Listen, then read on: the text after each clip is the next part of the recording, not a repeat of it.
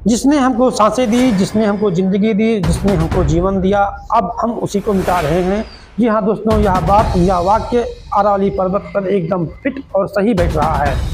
पिछले दिनों संसद से ये खबर आई है कि अरावली पर्वत को जो 100 मीटर से ऊंचा है वह अरावली पर्वत माना जाएगा और जो 100 मीटर से नीचे है वह अरावली पर्वत नहीं माना जाएगा। इसका सीधे से मतलब यह है कि जो 100 मीटर से नीचे है अरावली पर्वत, वह 99 मीटर भी है, उसे खोदा जाएगा, तोड़ा जाएगा, उसका खनन कार्य किया जाएगा और उसे कंकड़ पत्थर बजरी के रूप में इस्तेमाल कर लिया जाएगा। जी हाँ दोस्तों, नमस्कार, मैं सतीश कुमार आपका अपने चैनल G0.2 पर हार्दिक स्वागत और अभिनंदन करता हूँ। आखिर ऐसी बात क्यों आई, ऐसी बात सरकार क्यों कर रही है, तो इसके बारे में जानने की हमें आवश्यकता है। इस समय दिल्ली, NCR, नोएडा और गुड़गांव ऐसे तमाम जगह ऐसे हैं जहाँ पर विकास कार्य तेजी के साथ चल रहा है। विकास के चलते वहाँ पर बड़ी बड़ी इमारतें, बड़ी बड़े भवनें, बिल्डिंगें और वहाँ पे बंगलों का निर्माण किया जा रहा है। उनको कंकड़ पत्थर, बजरी, मोरंग, सीमेंट इत्यादि की आवश्यकता पड़ेगी और इसी आवश्यकता की पूर्ति के लिए अरावली पर्वत को तोड़ा जाएगा, काटा जाएगा, खोना जाएगा और इसी के जरिए सरकार पूंजीपतियों की अर्थात उन कंपनियों का जेब भरेंगी। इस समय अरावली पर्वत के बारे में अगर हम बात करेंगे तो अरावली पर्वत इसमें 4 राज्यों में फैली है। वह राज्य हैं गुजरात, दिल्ली, राजस्थान और हरियाणा।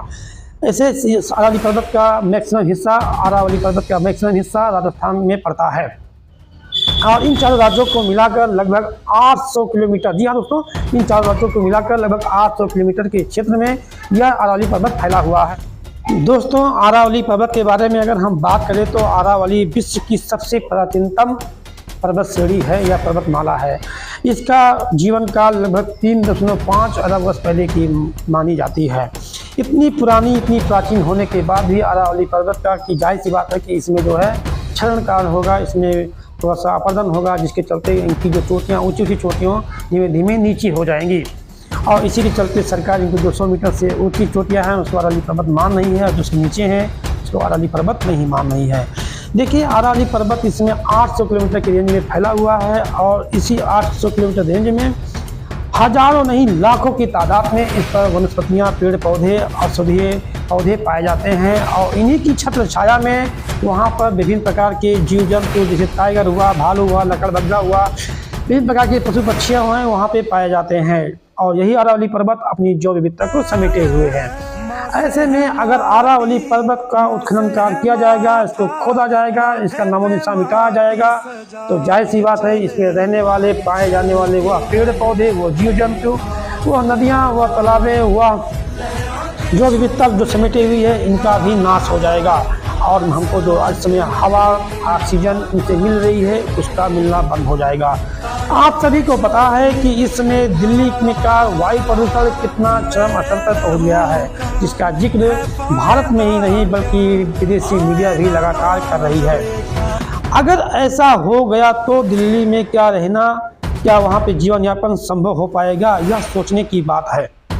यह अरावली पर्वतमाला जो अपने में संस्कृति, सभ्यता और यहाँ पर विभिन्न प्रकार की नदियों को समेटे हुए है, रखे हुए है, इनके जरिए हम देशवासी इनका इस्तेमाल कर रहे हैं, उनका नामो निशान मिट जाएगा। इन अरावली पर्वत पर साहिबी नदी, साबरमती नदी, चंबल नदी और लूनी नदी, ये सारी नदियां हैं जो राजस्थान को और आसपास के इलाकों को जल देती हैं, पीने के लिए पानी देती हैं और वहाँ की खेती करने के लिए जल पर्याप्त मात्रा में उपलब्ध कराती हैं। इनका नामो निशान मिट जाएगा। अरावली पर्वत के बारे में अगर हम बात करें तो अरावली पर्वत इसमें राजस्थान के बीचों बीच में स्थित है और यह अरावली पर्वत राजस्थान को 2 भागों में बांटती है, एक पश्चिमी भाग राजस्थान और एक पूर्वी राजस्थान। पश्चिमी राजस्थान को मारवाड़ नाम से जाना जाता है जबकि पूर्वी राजस्थान को मेवाड़ नाम से जाना जाता है। पूर्वी राजस्थान जो हरा भरा है, जहाँ पर हरियाली है, चारों तरफ खेती होती है और अच्छी पैदावार होती है। लेकिन जो पश्चिमी राजस्थान है वहाँ पे थार का मरुस्थल है और वहाँ पे सिर्फ रेत, चारों तरफ बालू, यही सब वहाँ पाया जाता है। वहाँ की मिट्टी बिल्कुल उपजाऊ नहीं है। ऐसे में अगर ये अरावली पर्वत गायब हो जाएगी, पीछे दीवार का काम करना बंद कर देगी, तो जो मरुस्थलीकरण है, जो पश्चिमी राजस्थान में जो मरुस्थल है उसका विस्तार धीरे धीरे होता हुआ पूरा की ओर बढ़ेगा और पूरा राजस्थान एक दिन मरुस्थल में बदल जाएगा। उधर अगर हम वर्षा की बात करें तो अरब सागर से उठने वाली हवाएं या मानसूनी हवाएं जो बारिश कराती हैं, अरावली पर्वत रास्ते में नहीं पड़ेंगी और वहाँ पे बरसात नहीं होगा।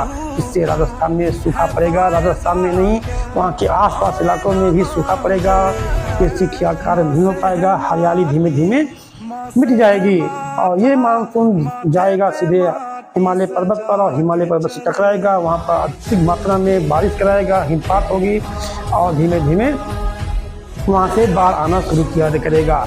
उधर अगर हम देखते हैं तो थार मरुस्थल से बालू का बवंडर धीमे धीमे उड़ेगा और वह भी जाकर हिमालय पर्वत पर इकट्ठा होगा और हिमालय पर्वत पर इकट्ठा होगा तो बाद में जब धूप पड़ेगा तो धूप से बालू गर्म होगा और उस नीचे जो ग्लेशियर जमे हुए हैं वह पिघलेगा और पिघलने के बाद में उसमें बाढ़ आएगा।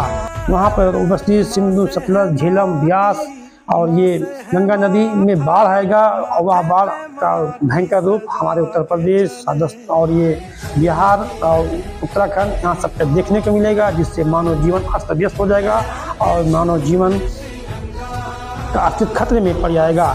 इस समय अरावली पर्वत को बचाने के लिए राजस्थान की जनता, हरियाणा की जनता या कहूँ आसपास के जो लोग रहते हैं अरावली पर्वत को बचाने के लिए शेड्यूल नंबर 6 की मांग कर रहे हैं ताकि अरावली पर्वत को बचाया जाए।